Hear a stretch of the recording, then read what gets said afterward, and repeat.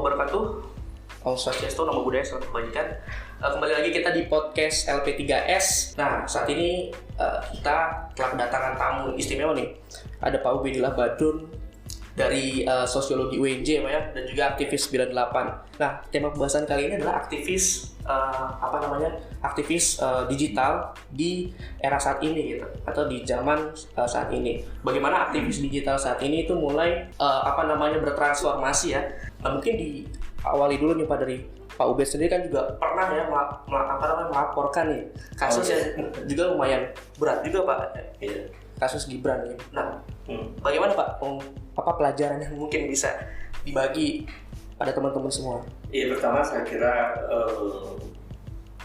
generasi Z, generasi post Z juga ya, sudah mulai melek ke digital.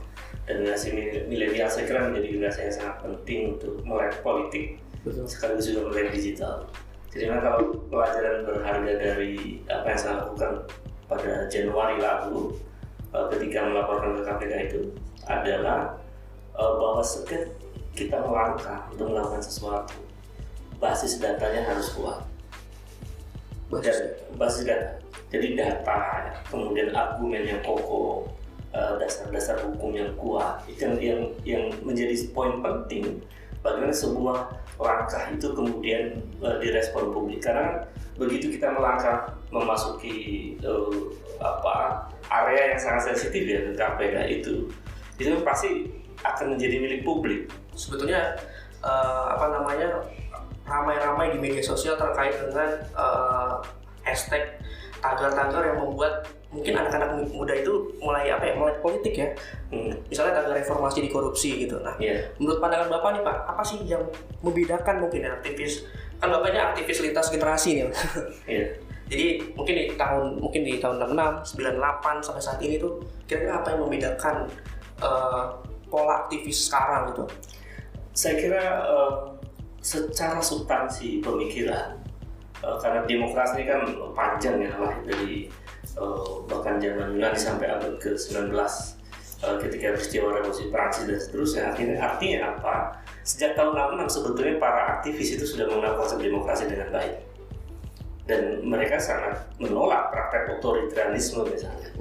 Jadi artinya secara gagasan sebetulnya ada semangat yang sama antara era 60-an, 70-an, 80-an sampai sekarang, bahwa aktivis menolak praktek otoritarianisme, menolak praktek diktatorisme. Nah, tapi yang membedakan dengan era sekarang itu narasi yang diproduksi, pola yang diproduksi itu berbeda. Misalnya narasi generasi sekarang kan lebih simpel misalnya. Kemudian menggunakan teknologi digital untuk menyebarkan informasi, menyebarkan narasi-narasi itu. Dan hal yang membedakan lainnya saya kira sekarang ini generasi Z ya, generasi post Z ini sebetulnya saya sih melihatnya memiliki kekayaan akses informasi yang luar biasa. Jauh berbeda dengan generasi 60-an, 70-an, bahkan 98 ya, ketika angkatan saya itu. Karena dulu ketika mencari informasi, kita harus datang ke LP3S langsung misalnya. Kita harus datang ke Perpustakaan Nasional langsung, kita harus datang ke BPS langsung. Tapi di era sekarang kita dengan tinggal klik websitenya LP3S misalnya, dan atau lembaga-lembaga lain yang punya data primer dan data sekunder, saya kira itu yang kemudian memudahkan sekarang ini generasi Z dan setelahnya dengan mudah mendapatkan data. Menariknya memang ruang demokratisasi itu menjadi lebih hidup ya Pak ya di media sosial. Meskipun memang kalau kata Habermas kan harus ada dialektika ya, atau diskursus di publik, di ruang publik gitu. Nah, menurut Bapak sendiri gimana cara meningkatkan diskursus itu? Saya kira ini penting ya, karena kalau kita menggunakan terminologinya Habermas, dia sebut sebagai public sphere atau ruang publik itu kan secara sederhana bisa dipahami sebagai satu ruang di mana isu-isu publik, persoalan-persoalan publik diperdebatkan. Ada diskursus di situ. Jadi kalau ada ruang di mana orang memperdebatkan isu publik, persoalan rakyat misalnya, maka dia bisa disebut sebagai public speech. Nah sekarang ini sebetulnya kita mengalami kemajuan atau pergeseran atau kemajuan, bahwa kalau Habermas menyebutnya sebagai public sphere, sekarang ini sudah menjadi digital public sphere. Jadi ada ruang publik digital.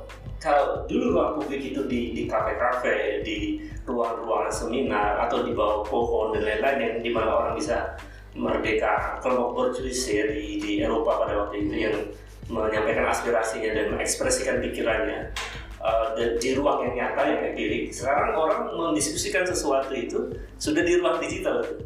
Nah problemnya tadi adalah kenapa di ruang digital itu tidak ada ruang diskursus yang mendalam di situ, tapi lebih banyak misalnya menge-share sesuatu, aspirasi, bahkan sangat subjektif. Betul. Kalau kadang-kadang keluar bully kan, nyinyir dan sebagainya. Nah, saya kira itu nyinyir dan sebagainya itu sudah efek samping dari ruang publik digital. Nah, yang harus ditumbuhkan sebetulnya adalah diskursus. Betul. Nah, problemnya memang masyarakat kita, apalagi politik kita sudah terjadi pembelahan yang luar biasa ya. Itu sudah irasional. Jadi sudah mengalami irasionalitas di dalam digital public sphere itu. Nah, itu PR besar kita, bagaimana menggiring irasionalitas dari netizen itu menjadi rasional. Nah, ketika bergeser ke rasionalitas, disitulah diskursus akan tumbuh. Jadi kritik itu harus menjadi bahan perdebatan.